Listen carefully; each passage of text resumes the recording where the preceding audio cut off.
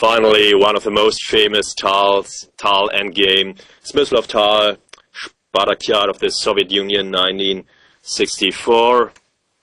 The game was adjourned here, and Misha found the winning plan.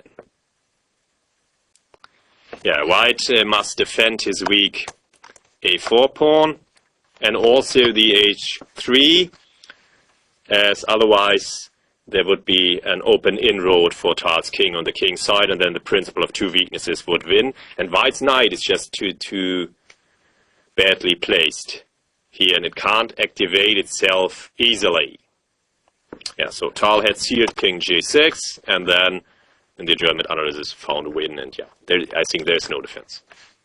It's a good example when a bishop dominates a knight, and also for the principle of two weaknesses. But okay, how to break this? So let me move a bit ahead, and then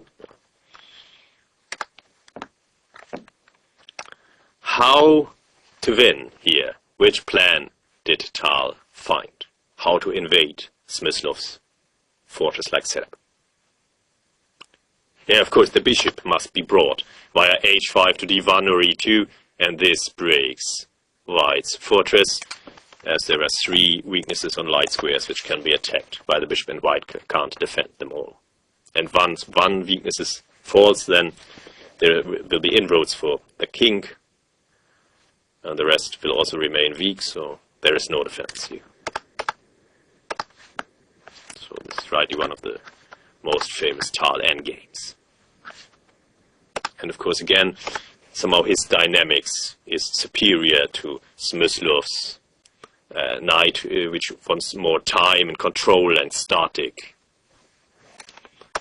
But Tal doesn't allow it. Now a road on the king side is open for Tal's king, so the bishop can return. Okay, Smyslov gets the h-pawn, but fortunately this is not enough to a draw. Tal uses Zugzwang as a good weapon against the knight often. Unfortunately, the question what to do here doesn't really have an answer. Bishop takes a4 also wins, but it would be very bad technique. Tal is right. Tal brings his king in first, and this is much better technique from a human point of view. Now, the principle of two or even three weaknesses is applied, and activate the king, a typical endgame guideline, knight check shadow, and the g3 is very weak now. This is lost. Tal always manages to inject dynamics. Unfortunately, again, bishop takes a4 wins as well, but okay, I like Tal's approach. Keep the valuable f-pawn. Only now take the a-pawn. And now White's defense will be overloaded sooner or later.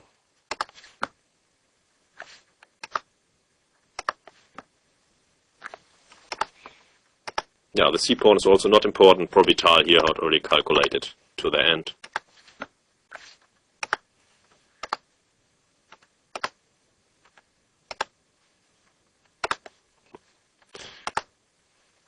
And king e3, and now black wins. The f-pawn is too dangerous. So Smyslov tries his luck with counterplay with the c-pawn, but the problem is that Misha just sacrifices his bishop. He just likes to sacrifice even in endgames. And so Smyslov resigned. He will get the two dangerous, he can get the two dangerous passed pawns, but Tal's last remaining pawn, of course, will decide the day in Misha's favor.